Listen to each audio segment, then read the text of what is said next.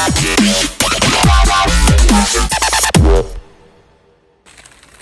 guys, pauwi pa lang ang Inday. Ayan. Ginabi na. Grabe.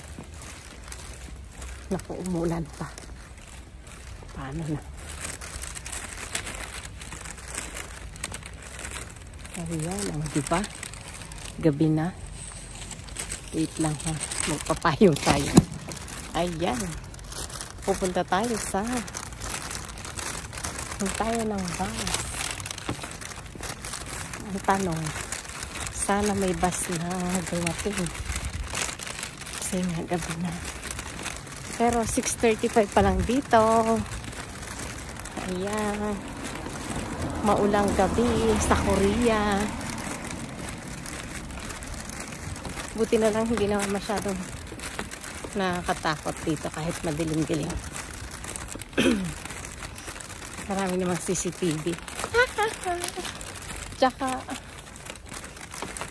parang hindi naman ganun ang krimen dito sa Korea. Ayan na. Ang dilim mo. Doon manggagaling ang bus eh. Sa ano? Sa likod. Kaya ayan. Nakwento ko sa amo ko na ano, nag-take ng exam yung panganay ko. Sabi niya ay pray daw niya na sana may maging maayos ang result, makapasa. Nakakatawa lang yung mga amo na mabait. Tapos bumili daw siya ng radish kimchi. At ano daw, parang na-miss daw niya kumain. Eh, ang dami. Sabi niya, oh, ito yung sa'yo kimchi, yung kalahati, sabi. Kasi gagawa na rin sila ng kimchi next week. Kaya marami silang kimchi daw, sabi niya. Namimigay yun sa akin ng kimchi, kaya nakakatuwa. Parang family na rin yung ano, turing sa akin. At alam naman nila na kumakain kami ng kimchi, kaya yan, nagbibigay. Nakakatuwa. Ayun. Talagang gabi na. Sana naman may dumaan na ano, aray ko. Na bus. Ayan, oh, ang dilim na, diba? Ayan. Wala pang bus. Ayun pala. Sasakyan. Madilim talaga. Nakakatuwa lang dito. Umuulan pa. Paano ba yan? Magtyaga-tyaga lang si Inday maghintay ng bus. Kasi medyo malayo po rin. Mga ilang stop. Dito. Yan. Wala pa. Sasakyan. Wala pa rin. Kanina may nakita akong dumaang bus ipaakyat. Hindi ko lang alam kung nakababa na. Ayan. Basta wait lang tayo dito. Tapos bukas Saturday lang ang work ko. Kakancel ko yung panghapon ko. Attend kami ng seminar ng kaibigan ko sa Atomy para may part-time din nakita. Maganda rin kasi dahil yun nga, tulungan doon. Ang upline namin ay Korean. Mabait sila. Kaya nakakatuwa. Nadidinig nyo yung patak-patak ng ulan sa payong. Ayan. Grabe. Tas sana lang talaga makapasa yung panganay ko. Ayun. Ano kaya ito? Sasakyan pa rin. Wala pa rin bang idea.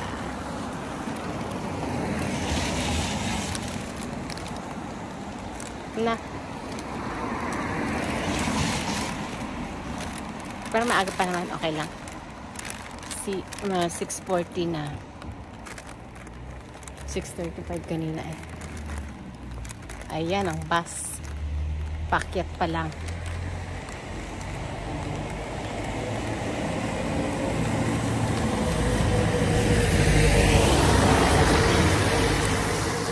Hintayin ko na bumalik. Yan. Ay nako, natapos din ang maghapon. Pagod, grabe. Talaga naman, tiyaga-tiyaga lang. Kasi nga next year, college na yung panganay ko. Meron naman na din siyang course na gusto. Ayun ang kukunin niya. At meron siyang 3 school na pinagpipilian na qualified naman daw yung grades niya doon sa school na yun. Kaya makapasa at hindi doon sa na yun, okay lang, makakapasok naman siya. Ano daw kasi yon yung exam na yon, marami daw mga, sabi ng anak ko, pag nag-take ka ng exam na yan, sabi niya sa akin, siya, maraming mga benefits, may mga anong tawag dito, may mga discount. Halimbawa, pumunta ka ng coffee shop at ipapakita mo lang na nag-exam ka na yon. Nakakatuwa din government nila, no? I-encourage nila yung mga bata na mag-take ng exam kasi maraming mga estudyante na ayaw mag-take kasi nga mahirap daw. Pero sabi naman daw ngayon, sabi ng anak ko, yung bagong presidente parang hindi binago niya yung exam kasi dati sobrang hirap, maraming hindi nakakapasa, pero ngayon parang niya, hindi na ganun kahirap, standard na lang siguro yung yung exam, hindi na very difficult talaga, sobra maraming nababagsak. Yun. Kaya, yun lang. Try lang natin. Sana nga, makapasa. Mas maganda, diba? Yun. Last. Ay, nako. Ganyan talaga ang buhay. Tingnan nyo nga, pag nandito nga, wala nang katao-tao. Ay, nako. Ano pa lang yan? Wala pang alas 7. Kasi nga umuulan. Umuulan din, kaya ganyan. Sana dumating na yung bus. 7 minutes na tayong mula dun sa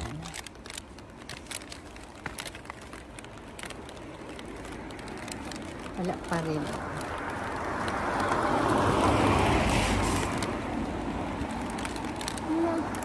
Ayan.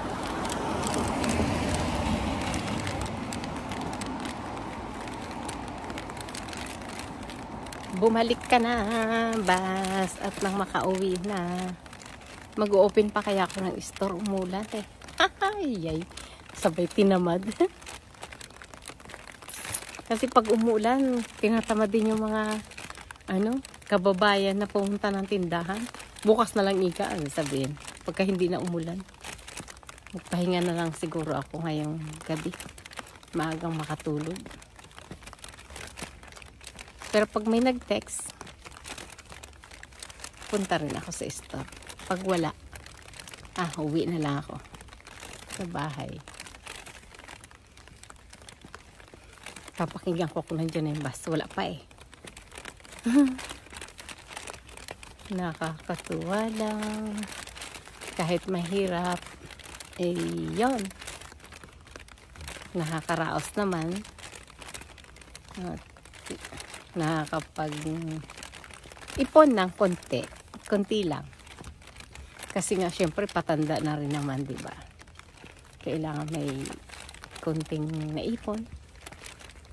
Para pag hindi na nakakapagtrabaho, ay mayroon pa rin magagastos. Charot. Joke lang. Ayan na ba yung bus? Hindi pa rin.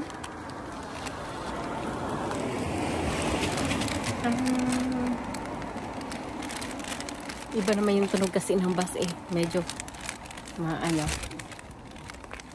malamig, lalong lumamig ngayon kasi nga umulan pa. Wala pa rin. Ano pa rin? Naka naman. Asan na ba? Ito nga ako sa highway. Wala pa rin. As in.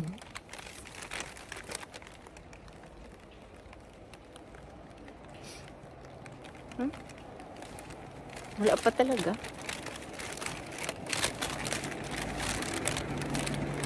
Sarap ng umupo sa bus eh. Kasi wala pa rin. Ano ba yan? Kaya pag nag-abroad talaga, kailangan buang loob. Hindi agad-agad susuko. Kung ano man ang mangyari sa buhay. Fighting lang. At dapat marunong makikisama. Yun. Sa lahat. Yan lang guys. Bye! Dito na yung bus.